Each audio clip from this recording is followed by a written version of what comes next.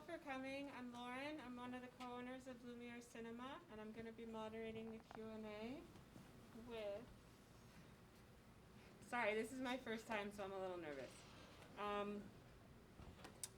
First up, we're going to do Nicole, and her movie is Slip.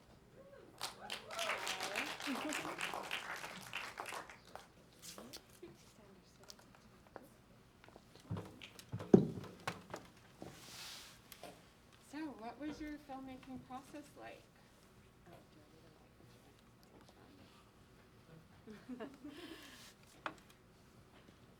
Hello. I guess my process was, I just had a few things I was interested in, or I guess I look at shorts as like a way you can see if ideas you have or experiments that you want to take even work. So, yeah, I wrote a script despite there not being much dialogue in my film. But yeah, I guess I can talk about the ideas behind it. I was thinking a lot about, I guess, like liminal spaces and how a place acts on our body, and then also our bodies, I think, can affect the space we're in also. And the other thing I was really kind of interested in was like nighttime, this sort of like sensory experience of night. I think it's kind of obvious, but you know, like the same street that we walk down during the day is all of a sudden kind of unfamiliar, and sounds are disembodied, and yeah, even the way that we perceive time is really different. So I was kind of interested in like how, and then night then kind of is also like a liminal space, I guess, if you think about it, because we just sort of occupy it, and our experience of it is different than at a different time of day. So yeah, I was just kind of curious if you could take those things that are kind of like invisible experiences that we're having, and then make them and translate them into like an image and a sound. Was that your inspiration to making the short? Yeah, I think so. Just the idea of, can you translate that into sound and image? And you know, I guess the other thing was like, could the body be like a space you inhabit, and could you through sound and image like make the audience embody something that she's going through? I think that was really my motivation for it. Okay. And then what do you want the audience to take from your film?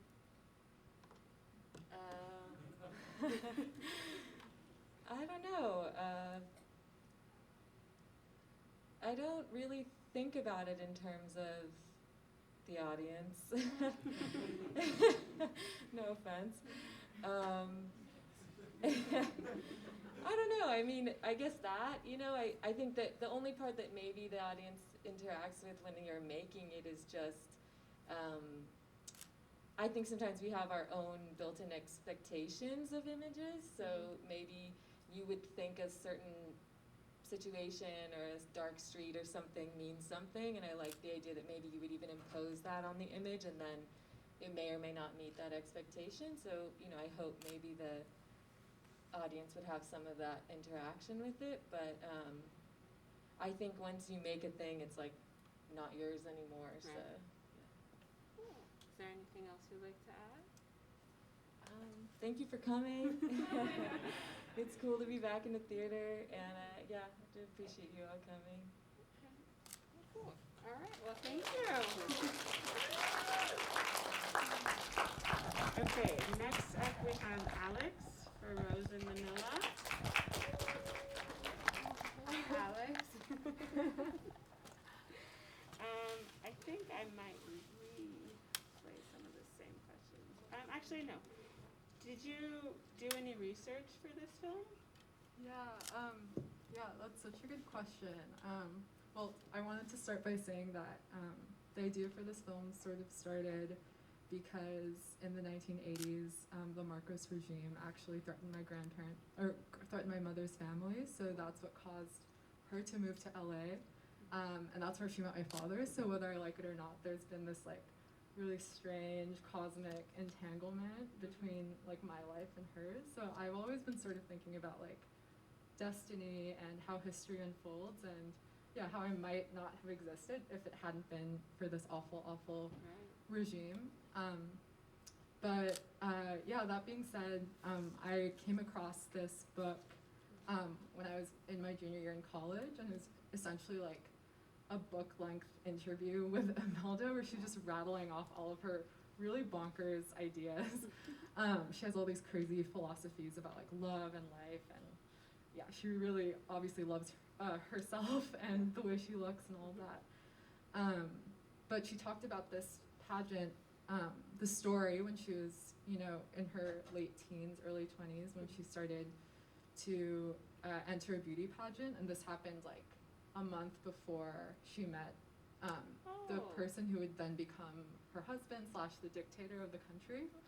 Okay. And it's so interesting because the only kind of record of this event is from her. So so I was thinking a lot about like slippages in history and yeah, basically like who or like what is valid in terms of history and what is valid in terms of testimony. And so because there's such limited information in terms of like what actually happened during this event, that's where I sort of felt like I could come in with my own imagination and my own like position as like a young Filipino woman, I guess. Cool. So did she really fall? Like, because in the pageant she falls and then she wins because of it? Yeah, it's so interesting. There's like one newspaper clipping that basically says that she like seduced one of the judges, but you can get a couple, there are also a couple like just like audio snippets from people who were there, and they say other things. So it was really like, there were so many slippages in terms of the stories about this incident that happened, so I sort of wanted to keep it open, which is why yeah, I was interested in using like text and the title card to kind of I guess yeah, like think about that gap in what is like the truth with a capital T. I like that. You do have a really big personal connection to the story, so did that inspire you to, I mean, obviously that did inspire you to make the story. So do you have any other projects that you're working on that you also have a personal connection to? Yeah, no, I really appreciate you asking that. Sure. I'm working on a new film, and I just got back from a research trip on the East Coast. Okay. That also is dealing with archives, and yeah, I'm working with the life of a photographer who died really young at 22, and her sort of legacy has been written by all of these old white male critics in the last 40 years. So her archive has been pretty, they've just been pretty like cards close to the chest because of the way that people have treated her work, but they're really excited about kind of like a young woman coming in and thinking about her story through the lens of someone who was like her. And this is also a photographer who went to my same high school and my same college, and yeah, thinking about kind of being an image maker and like following in her path and what it means to kind of tell her story from my perspective. So yeah, you can check back in like years, because this might be a really long-term project, but that's good. But I'm glad that you're working on something new. We'll see. Cool. Is there anything that you wanted to add? Yeah, thank you so much to Kate. I don't know where Kate is, but appreciate her so much. You're the best, and like thank you for like giving all of our films a chance. It's so cool what you're doing. So thank you. Thanks so much. Thank you. So next up is Peier Tracy Shen, and she actually has special guests with her today, the actress from the film. And there's one more actress from the film here. Is she not in the film? Nicole, you wanna say something? No? Nowhere? Oh, yes! Yes, come. Yeah.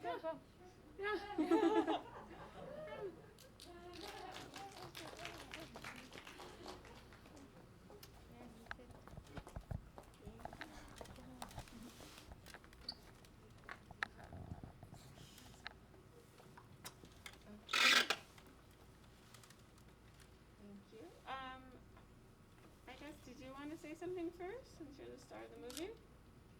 Director Tracy can start first since she's the director. Okay. Go ahead, director. Hello. Yeah, that's a good call. No, just thank you so much for coming, and I'm really happy to be part of this collection. Yes, and thank you for having us here at Lumiere. We're good. We're good? Okay. Let me look at my questions. Actually, did you have a personal connection to this story? Yes. It is a kind of a. I feel like, yeah, this is better, right, guys? Yeah, I think it is a collection kind of my own memories of some events in my childhood, kind of mixed with some imaginations and fantasies. Yes.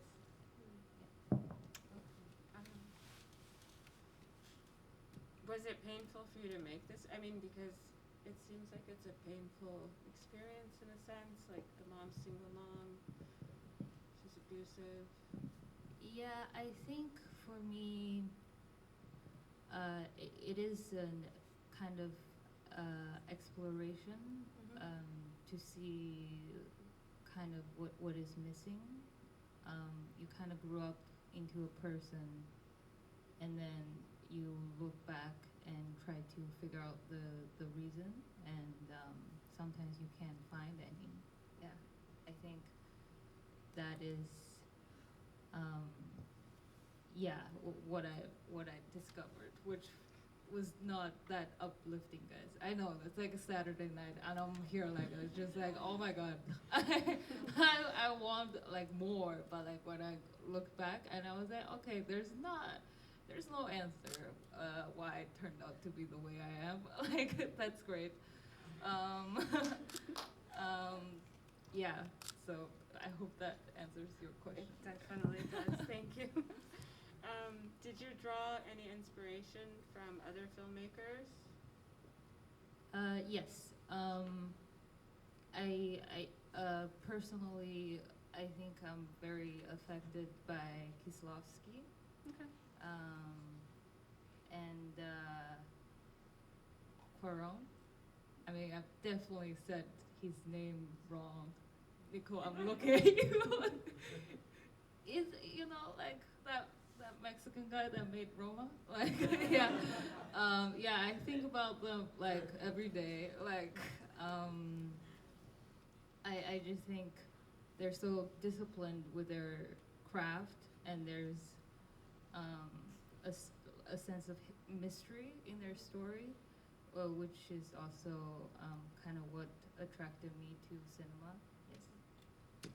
How much of this film was scripted versus unscripted? Yeah, surprise, guys. It's very scripted. I think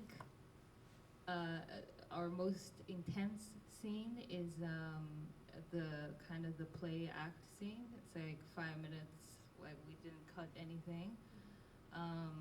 Well, kudos to you, our little actress. And also shout out to Lisa, basically my assistant at this job, because she would also like take her home and rehearse what already had rehearsed on the day. And I found that really helpful. Like, it's a very strange experience even with this scripted scene. It changed a lot. Like during the rehearsals, we kind of wrote it together, right? Yeah, we even asked the dad, which is not that much in the movie, to actually act out the scene, and then I asked her to copy him. Yeah, so yeah, that's very interesting. All right. Did you want to say something now? I don't have any. Do you have any questions for me? Okay. Yeah. What made you want to start acting? Well, my other talents are all very, very hard since I am a rhythm and gymnastic gymnast.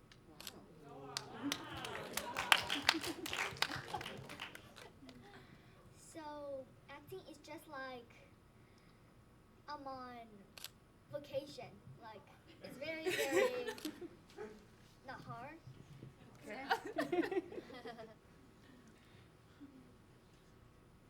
Yeah. Well, yeah, that definitely comes out. You did an amazing job. Thank you so much. You're welcome. Wow. I don't even know how to follow that. Is there anything else you want to add about your many talents? Or? I am also a drummer. What? Wow. What don't you do, maybe? I want to learn how to play electric guitar. Okay. Well, on that note, did you want to say something? I think I'm okay. Okay. Yeah. On that note of electric guitar, I'm going to call it. Thank you guys so much for participating in this Q&A. Thank you to Thurston Films for making this happen. And sorry if I messed up, it is my first time. But thank you.